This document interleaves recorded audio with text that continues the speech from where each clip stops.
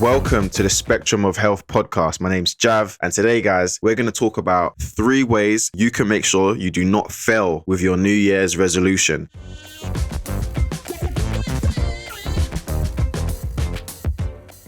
The truth is, we are at the end of January by the time I've recorded this and sent it out. And at this point, people are still going strong. February, the gyms will still be fairly busy. But come March, I bet you then gyms are going to start emptying out and people are going to start quitting. You may have noticed this, if you're watching this, I'm coming back with some visuals. And the reason I wanted to do that is I just like to have something out there on the YouTube. I think it's a good thing to do. So yeah, 3 ways to make sure you do not fail with your New Year's resolution, because January, everyone's pumped up to do it. Come March, it's hard. People realize getting in shape's hard. Staying in shape all year round is fairly hard for most people. So, it's hard to do. So let's get into it. But before we do that, don't forget to like, share, subscribe, whatever platform you're listening to. If you're on Apple, give me a rating, please. If you're on Spotify, give me a rating. If you're on YouTube, give me a like and a subscribe. You don't understand how helpful this is. So yeah, let's get into it. So according to the US News and World Report, around 80% of people fail their New Year's resolution. That is a lot of people, man. A lot of people. That would mean that for every 10 people listening to this, 8 of you would be failing. I hope that's not true, because I only want winners listening to my podcast. But, if that's the case, then obviously that's a problem and there's things we got to do. And in terms of what you can do to kind of get over that and make sure that doesn't happen to you, my advice is fairly simple on this one. And it is start with why. I don't know if you've heard the theory of the 5 whys, but ask yourself why 5 times, and that gets you to the deeper root cause of why you may be struggling to get in shape or why you struggle to stay consistent. And it's something that when I get on a call with somebody and I'm trying to pitch them the program and show them how I can change their lives, they may not be prepared, but I'm asking them why about 10 times, to be honest. Like, I don't stop, I keep going. So ask yourself why. Why do you feel compelled to actually train? Like, why do you feel compelled to do the things that you said you was going to do? Why do you feel compelled to have a goal? Like, why is that important to you? And if you can have a serious answer that's real and really resonates with your soul, and you're going to stick to it regardless, because people who want to make changes, they make changes, right? You need to turn it into an internal thing. You need to turn it into an internal habit. You wake up, you brush your teeth. Right? It's an internal habit. And I'm sure when you was younger, maybe sometimes your mum had to fight you to brush your teeth, but all of a sudden you start waking up and you do it yourself. Or maybe some of the smelly kids, their parents had to kind of fight them to get in the bath. And then all of a sudden you're bathing every day, twice a day.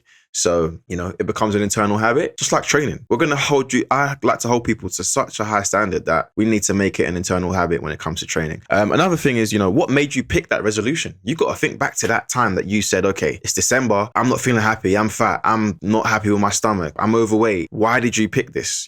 Why did you pick this resolution? Because if you can work out why you picked that resolution and what made you pick the resolution, then you can always revert back to that. And that's why I always believe in setting goals. I've got a whiteboard right here. I have some goals on it that I look at daily. Sometimes I scrub it all out and I rewrite them just to kind of keep it fresh in my mind. Always write your goals with a pen and paper, by the way. It helps you remember it. So the next thing is it actually that important to you right now? And that is something that I always ask people when I talk to them on calls as well. Is like, I always say, this is my number one question. On a scale of 1 to 10, how important is this to you? And it doesn't need to be a 10, right? Because you've probably got a job, you might have kids, you might have, you got other things in your life that are also a 10 out of 10 of importance. Your partner, your family, your parents, whatever it may be.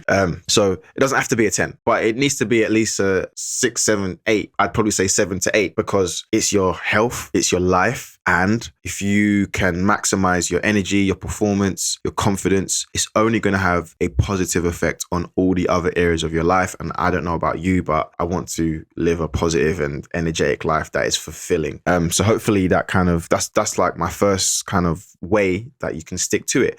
The second thing is be patient with yourself. There's a saying that Rome wasn't built in a day, and that is totally true, but they were building bricks every single day. So are you laying bricks every day in your life? Metaphorically speaking, are you getting to the gym every day? Are you planning some meals? Do you actually know what time you're going to go to the gym and what days you're going to go to the gym? Do you know how to manage your nutrition? Do you know how much calories you should be aiming for? All of these things are really, really important in terms of the building blocks, because you're not just going to go from 0 to 100. You got to go 10 miles an hour, 20 miles an hour, 30 miles an hour, 40 miles an hour. And when you can really get to that stage, it's like putting money in the bank, man. You're just accumulating, and the success will come. And that's really, really important to remember, that from a mental perspective, is be patient with yourself, because we live in a fast food culture. I can get on my phone right now. It's actually not working, so I can't, but I could get on my phone right now and order Uber Eats, and it's coming in 30 minutes. I can go on Amazon Prime and it can come the same day. I can get on Netflix and just turn a movie on. We live in a fast food culture, but fast food culture does not get long-term results in health and fitness. So give yourself 8 to 12 weeks. 8 to 12 weeks to actually see a difference, but that's only the start. 6 months time, because we need to maintain the results. A year, 2 years, 3 years, then it's your life, it becomes your life. The hard part is maintaining it. And that's really where I see a lot of people struggling. And that's really where I try to emphasize with anybody I work with, because I've got some clients that I've been with for a year, over a year. They're the best clients because they're the ones that have actually got the best results, because they don't quit. They just keep going. They keep going. They keep going. They're getting better results time after time. Squatting's getting better. Bench press is getting better. Pull-ups are getting better. All these things are getting better. And we just keep accumulating over time. And that accumulation just equates to success.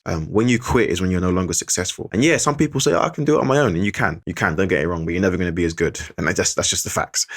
So that's two, be patient with yourself. And the third one is a mixture of a few things, but the main kind of line that I've put in there is, are you assessing your data? Now, this is not analytics. We are not statisticians. We're not tracking anything here.